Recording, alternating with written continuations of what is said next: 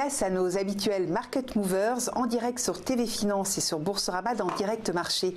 Louis Azaïs, expert Bourse TV Finance, est avec nous sur le plateau. Alors Louis, parmi vos Market Movers, une valeur à la baisse, Sanofi, qui annonce une grosse opération ce matin et qui est la plus forte baisse du CAC 40. Voilà.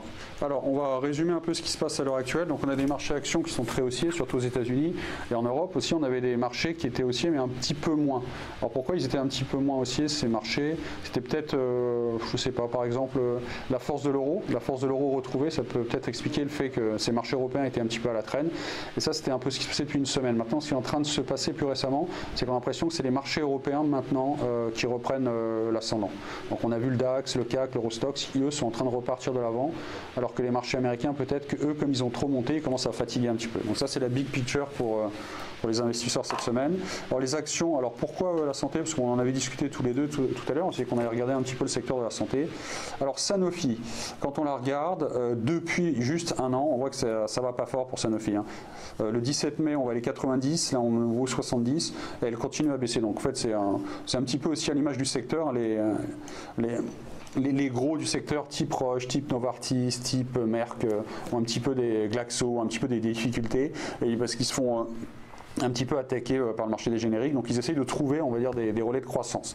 Donc c'était un petit peu la logique de Sanofi aujourd'hui. Comme elle cherche un relais de croissance, elle a voulu faire un petit peu de croissance externe. Donc, alors après, le marché baisse. Pourquoi le marché baisse? Parce que peut-être que le marché se dit que c'est trop cher, parce que c'est quand même 11 milliards et demi, je ne sais plus si c'est des dollars ou des euros. En dollars. Voilà, 11 milliards et demi quand même. Et après, il faut voir la complémentarité. Peut-être que les investisseurs se disent que la complémentarité n'est pas terrible. Alors quand on regarde maintenant avec un peu plus de perspective, on voit qu'à l'heure actuelle, Sanofi est quand même sur un niveau très important. La zone des 71, 10, c'était les points bas du mois de novembre, décembre et même janvier 2017. Et il y avait un gap aussi.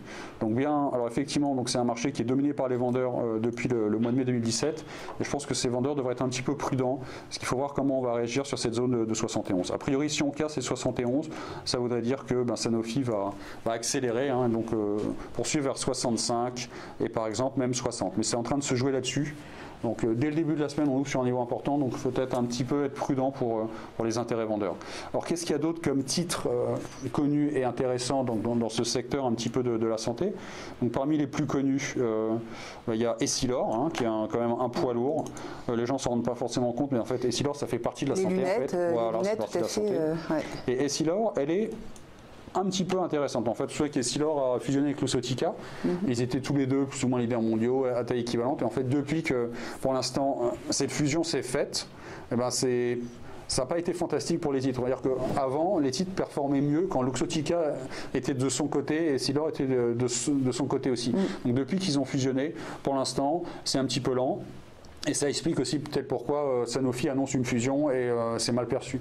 Donc il faudra peut-être un petit temps encore supplémentaire pour que Luxottica et Essilor arrivent à profiter pleinement de cette fusion. Mais sur le long terme, il n'y a pas de problème. C'est plus à court ou moyen terme. Quand on regarde maintenant, voilà, exactement. Et qui recueille les fruits c'est de la fusion. Donc quand on regarde à plus court terme Essilor, il y a un niveau intéressant ici, la zone des 110, 109,30. On avait fait une première séquence de baisse depuis le 17 octobre, on est revenu se reposer dessus, et a priori ça je pense que ça va être le niveau, on appelle ça un pivot, ça va être la zone des 110, 109,30, ça va être le niveau clé pour les prochaines semaines. Hein. Si on arrive à se maintenir, c'est-à-dire qu'on va repartir vers les plus hauts historiques. Donc les plus hauts historiques, c'est la zone des 122 en gros. Après il y a une zone de résistance intermédiaire ici à 116,70, mais c'est vrai qu'un petit peu Essilor est à la croisée des chemins. Alors je ne vais pas aller chercher Luxottica pour voir s'il y a une différence, mais a priori ce sera exactement pareil, quoi. Donc Essilor qui essaye de repartir à la hausse, elle aussi elle avait souffert depuis le mois de juin, sauf qu'on voit la grosse différence, c'est que donc on voit que Essilor et Sanofi a commencé à baisser depuis mai-juin, mais la différence en fait c'est que Essilor elle a commencé à se reprendre depuis le mois d'octobre, et on est en train de créer cette base ici, on pourrait repartir de l'avant. Alors on va regarder Eurofins.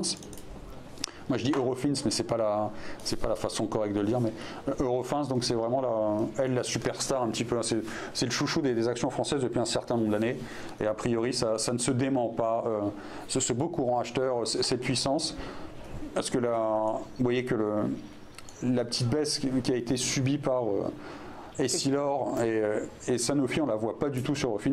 Eurofins, elle a continué à enchaîner les plus hauts historiques. Le dernier en date, c'est le 30 octobre. Ça a provoqué une petite correction jusqu'au 7 décembre. Et là, on repart de l'avant. On a essayé vendredi de dépasser la zone des 534,50 et après 540. C'est juste les deux on va dire, dernières zones à dépasser pour valider une nouvelle accélération haussière. Auquel cas, on repartirait vers les plus hauts historiques. C'est ici la zone des 560. Et donc derrière, ce sera 587. Donc voilà, je pense que Eurofins, c'est pour l'instant, et Essilor sont mieux orientés que Sanofi. Sanofi, il faudra être un petit peu patient cette semaine de voir comment on réagit sur ce niveau clé, quoi. Alors après, en pondération, c'est pas du tout le même point. Oui, peut-être aussi parce qu'Eurofins, c'est aussi un peu sur l'agroalimentaire, ce qui lui permet peut-être n'est pas uniquement sur la pharmacie, et ce qui permet un peu d'équilibrer les activités. Je pense que Eurofins, ils sont leaders mondiaux dans leur domaine. Ils sont sur une niche. Je crois que la niche, effectivement, vous dites c'est agroalimentaire, mais c'est les tests, non? Oui, tout à fait. Voilà. Donc, pour l'instant, l'analyse des données. Voilà, exactement. Ouais. Donc pour l'instant, ils sont leaders mondiaux. Et tant qu'ils resteront leaders mondiaux, ils continueront à surperformer. Après, le risque pour Eurofins, c'est que, heureusement que Sanofi n'a pas dit, par exemple, qu'elle va racheter Eurofins. Voilà.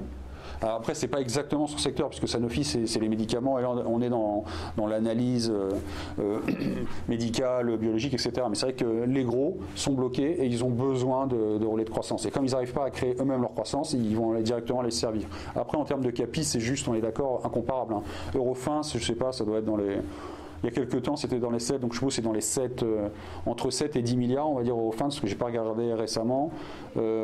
Essilor, on doit être dans les 15-20, hein, et Sanofi, on est nettement au-dessus, même si elle a vraiment baissé. Ça n'a juste rien à voir. Donc, c'est ça aussi qui est intéressant à l'intérieur d'un même secteur, c'est micro-méga. On a d'une part des capis qui sont totalement différentes et après des business models totalement différents. En tout cas, pour l'instant, Eurofins, vous voyez, elle essaye de repartir de l'avant. Et même si elle a beaucoup monté, même si elle a un PER très élevé, elle reste le chouchou des investisseurs. Alors que Sanofi, elle est plutôt le PER qui reste élevé, mais qui quand même, elle attire moins les gens, quoi.